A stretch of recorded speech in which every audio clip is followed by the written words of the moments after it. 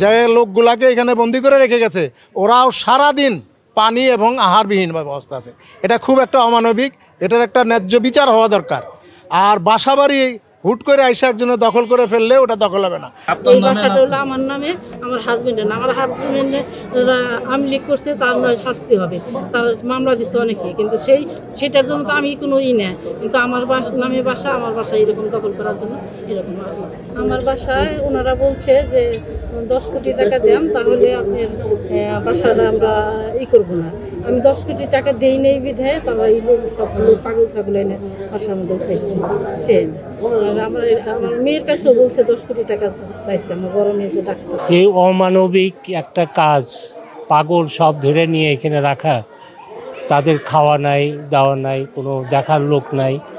তো আমরা এটার তীব্র প্রতিবাদ জানাই।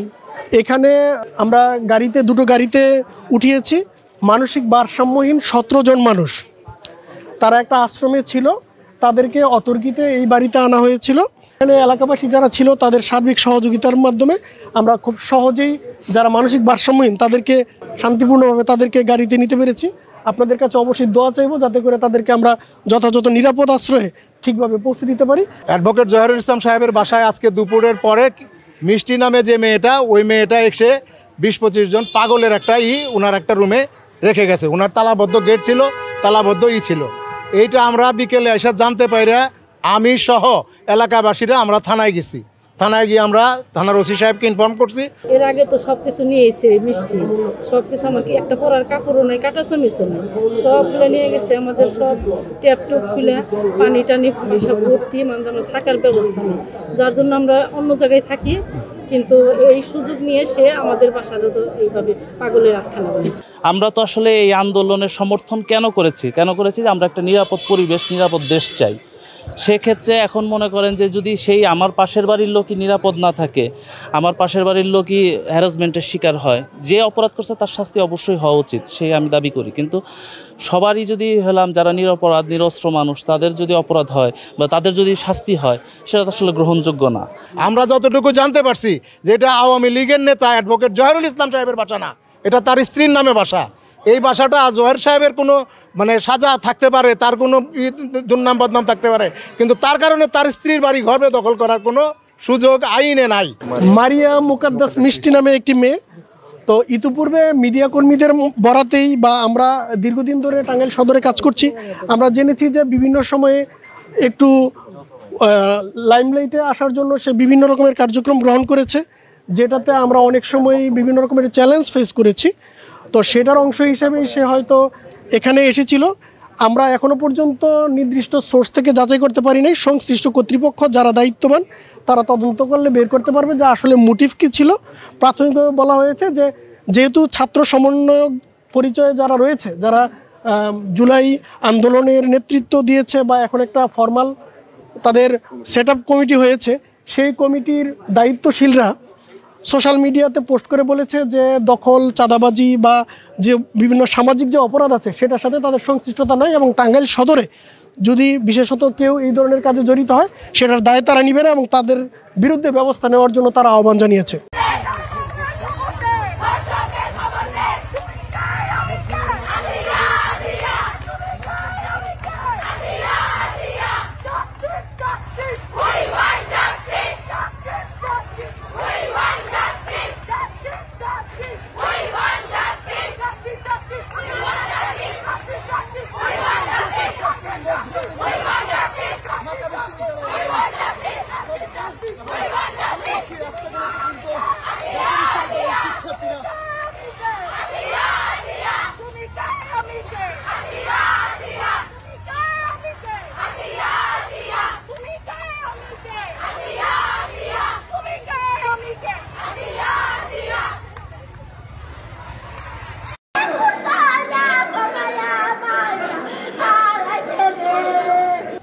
আমরা 3টা জাল আছি আর আমার শাশুড়ি আছে, এছাড়া আমাকে পৃথিবীতে আর কেউ নাই। মসজিদের মধ্যে ঢুকা তেল বাড়ি কমাই মাইরা লাগছে, কোনো 2 বাড়ি কোনো চেহারা নাই কে, এই জনের একের হাতে পারো আকমক সব কাটটা লাগছে। চেয়ারম্যান বাড়ির লোকের হয়েছে, এই যে নতুন চেয়ারম্যান যে জয়নাল মুন্সি বাড়ির সবাই ওই যে কেন করছে হ্যাঁ গো একটা ব্যবসার লিগে একটা ইয়া ছিল যে যাদের ব্যবসা ছিল হ্যাঁ গো হের লিগা এই দলাদলি কইরা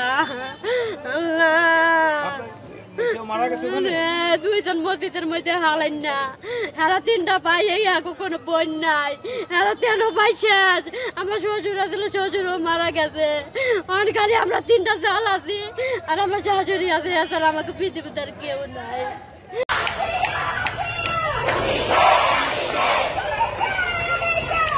আসিয়ার ধর্ষকের ফাঁসির দাবিতে আমরা আজকে এখানে অবস্থান করেছিলাম। আজকে এই প্রোগ্রাম শেষে এই রাজু ভাস্কর্য থেকে ঢাকা বিশ্ববিদ্যালয়ের শিক্ষার্থীদের পক্ষ থেকে আমরা ধর্ষণ বিরোধী মঞ্চ ঘোষণা করলাম। আগামীকালকে সন্ধ্যা 7:30টায় আসিয়ার ধর্ষকদের ফাঁসির দাবিতে এবং বিশেষ ট্রাইব্যুনাল গঠন করে প্রত্যেকটা ধর্ষণের বিচারের দাবিতে আমরা পুনরায় মশাল মিছিল করব এই রাজু ভাস্কর্য থেকে। আগামীকালকে 7:30টায় সন্ধ্যা 7:30টায় ইফতারির পরে আমরা প্রত্যেকটা হল থেকে মিছিল নিয়ে এসে এই রাজু ভাস্কর্য থেকে আমরা মশাল মিছিল বের করব। এটা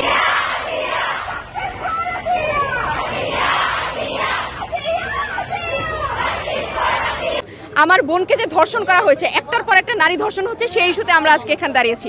আজকে আমরা যেই বিষয়টা নিয়ে দাঁড়িয়েছি তা হলো আমাদের বাংলাদেশে এখনো পর্যন্ত প্রাপ্ত তথ্য মতে গত 5 বছরে 27,000-এরও বেশি ধর্ষণ হয়েছে। এতগুলো ধর্ষণের মধ্যে তনু থেকে শুরু করে আসিয়া পর্যন্ত কয়টা ধর্ষণের বিচার আমরা দেখতে পেরেছি। আমাদের যখন ধর্ষণ হয়, ধর্ষিতার ছবিতে আমাদের ফেসবুক সয়লাভ হয়ে যায়, কিন্তু আমরা ধর্ষকের ছবি তেমনভাবে প্রচারণা হতে দেখি না। আমাদের বাংলাদেশে এখনো মেয়েদেরকে পোশাক নিয়ে, তাদের হচ্ছে চলাফেরা নিয়ে, তাদের জীবনযাপন নিয়ে কথা শুনতে হয়। একজন যখন ধর্ষিত হয় তখন সেই ধর্ষণের নির্মমতার চেয়ে বড় হয়ে ওঠে তার পোশাকের ব্যাপারটি।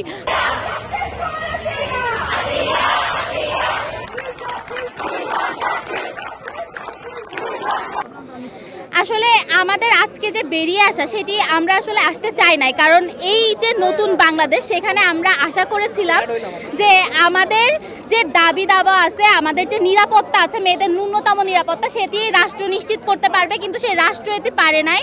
সে রাষ্ট্র সেটি করতে ব্যর্থ হয়েছে। আমরা দেখছি প্রতিদিন কি পরিমাণ ধর্ষণের ঘটনা ঘটছে এবং আমরা দেখেছি আসিয়ার মতো আমরা কালকে রাতেও দেখেছি 4 বছরের একটি বাচ্চা, তাকে ধর্ষণ করা হয়েছে।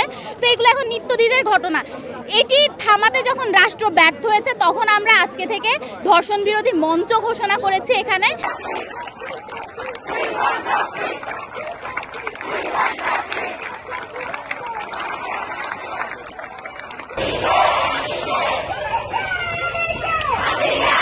আমরা এই সরকারের আইন উপদেষ্টা এবং স্বরাষ্ট্র উপদেষ্টার কার্যক্রম নিয়ে আমরা খুবই আশাহত। দিন দিন হচ্ছে প্রতি 9 ঘন্টা অন্তর অন্তর এক একটা ফেসবুক স্ক্রলিংয়ে আমি হচ্ছে এক একটা ধর্ষণের খবর শুনতে পাচ্ছি। দর্শকের কোনো শাস্তি হচ্ছে না।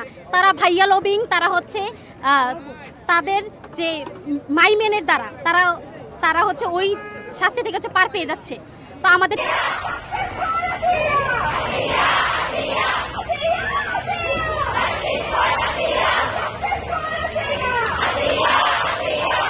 আমাদের যে একটা উপদেষ্টা আছে, এরা খাচ্ছে দাচ্ছে, নাকে তেল দিয়ে ঘুমাচ্ছে।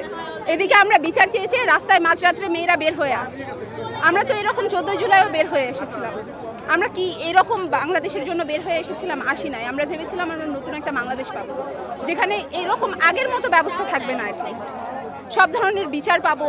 এই চুরি ছিনতাই এসব বাড়বে, কিন্তু বারবার দোহাই দেওয়া হচ্ছে যে হ্যাঁ আন্দোলনের পর এরকম একটু একটু হয়, বিপ্লবের পর এরকম একটু একটু হয়। এগুলো আর কতদিন?